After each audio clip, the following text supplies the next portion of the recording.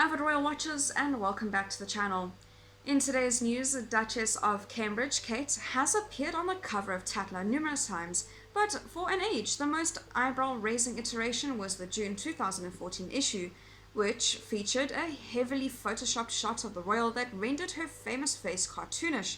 Inside that particular issue, there were a set of Kate paper dolls. The cover is an old photo of Kate taken at the 2019 BAFTA Awards, with the cover line "Catherine the Great." While she looks stunning, sadly the chosen image means that poor William disappeared behind the T of the masthead.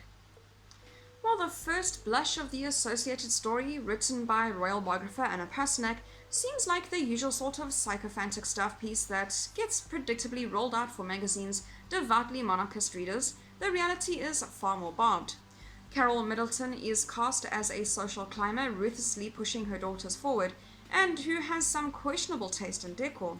Kate is alleged to have carefully modulated her voice with the help of a nephew of a duke, and the future queen is said to have a ruthless survival streak.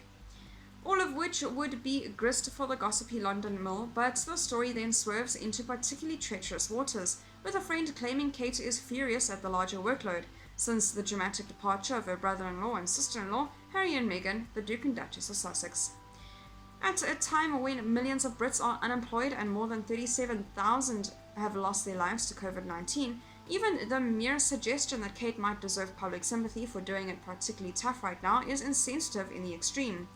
In 2008, it was reported the Queen had told Prince William his then-girlfriend needed to get a full-time job, with a senior aide telling the Daily Mail at the time, "On the few occasions the Queen has met Kate, she has thought she is a nice enough girl, but the Queen has admitted she has no idea what Kate actually does." Kate was there so often the press dubbed her Queen of Mystique, a title that had previously belonged to Princess Margaret. Basically, the trope of Kate being more interested in planning her next smashing trip to Courchevel than making small talk with Union Jack-waving pensioners has, right or wrongly, haunted her for years. Royal work statistics don't exactly paint Kate as having had a particularly arduous workload.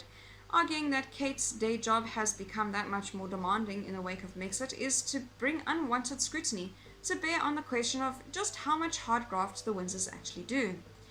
To make the case that someone who enjoys clockwork holidays only works for the equivalent of 2 or 3 months a year and enjoys hot or cold running staff is exhausted, is to bait a restive British public into going on the attack. On one hand, this is a magazine keenly tapped into its particular social milieu, and the magazine's editor-in-chief holidayed with Kate twice when they were younger. However, the counter-argument here is that Kate and William have cultivated a particularly small devoted social circle who protects the royal couple's privacy with an ironclad devotion. There is a certain irony to this whole messy rumpus, which is that Kate has always been the royal family's good girl, the flawless but instructable queen in the making, who has never ever put a beige wedge heel wrong. Who would have thought that in 2020, after Prince Andrew's mortifying interview with the Sussex's explosive exit, and it would be Kate who would pose for the next PR threat to the palace.